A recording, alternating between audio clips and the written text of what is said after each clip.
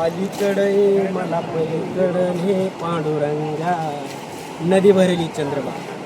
खरं तर आपण पाहिलं गेलं तर काही आठवड्यापूर्वी पंढरपूरची आषाढी एकादशी पार पडली आणि महाराष्ट्रातून देशभरातून पांडुरंगाला लाखो वारकऱ्यांनी ह्या चंद्रभागामध्ये पाणी यावं असं साखर घातले त्या विठ्ठलाने गोळ्या बागड्या घेऊन गरिबांच्या विठ्ठलाने तो साखर खरेदी करून केलं.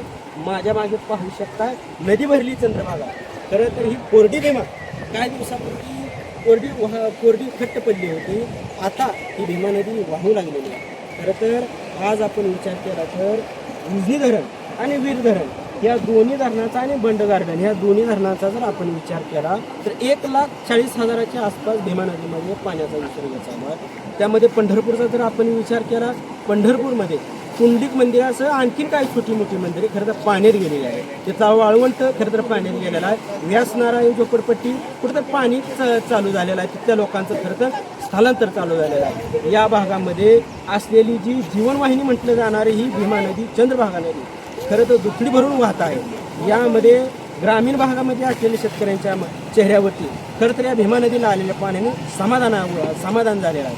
खरं तर आपण विचार केला गेला तर काही शहरी भागामध्ये ह्या पाण्याच्या आल्यामुळे कुठंतरी थोडंफार नुकसान किंवा लोकांना त्रास वाटत असतात तर ग्रामीण भागामधल्या नागरिकांना हा समाधान खरं तर वाटत आहे.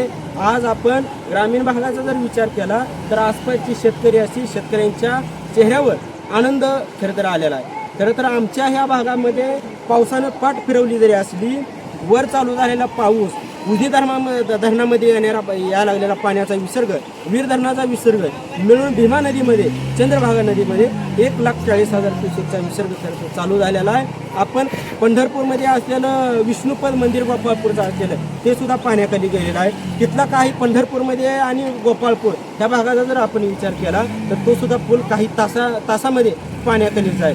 मी ज्या ठिकाणी उभा आहे तो मुंडेवाडी आणि अजूनसोट असा भाग आहे. खरं तर ह्या बाजूला मुंडेवाडी किंवा आसपासची गावं असतील पलीकडे सुस्ती असेल अजूनसोट असेल किंवा मोहोळा हा जाणारा प्रमुख मार्ग आहे. हा प्रमुख मार्ग सुद्धा काही कालच्यापासून पाण्याखाली हा बंधारा गेलेला आहे. त्या बाजूची काही नागरिक आणि पलीकडली काही नागरिक असतील त्या लोकांचं रोजचं येणं जाणं जीवन विस्कळीत खरं झालं असलं तरी हा भीमा नदीच्या कडेला असलेल्या नागरिकांचा शेतकऱ्यांना फायद्याचा खरं तर ह्या नदीला झालेला आहे. तर आपण तिथून पुढे पाहिलं गेलं तर पुळूस असेल खाली आंबे चिंचोली बंधारा असेल सर्व बंधाऱ्यामध्ये खरं तर फुल झालेलं आहे. पाण्याची पातळी भीमा नदीमध्ये खरं तर वाढत चाललेली आहे. शेतकऱ्यांना प्रशासनाने सतर्कतेचा इशारा दिलेला आहे. आपण सर्व बाजूंचा जरी विचार केला खरं तर शेतकऱ्यांना पांडुरंग पावला असं खरं तर या बाजून दिसत आहे. कोरडी भीमा वाहू लागली शेतकऱ्यांना पांडुरंग पावला हा खरं तर म्हण आठवते. काही दिवसापूर्वी वारीमध्ये एक अभंग व्हायरल झाला होता की अलीकडे मला पलीकडे हे पांडुरंगा नदी भरली चंद्रभागा. तर हीच म्हण या आजच्या स्थितीला साजिशी होते. पाहत रहा MH मराठी न्यूज पंढरपूर.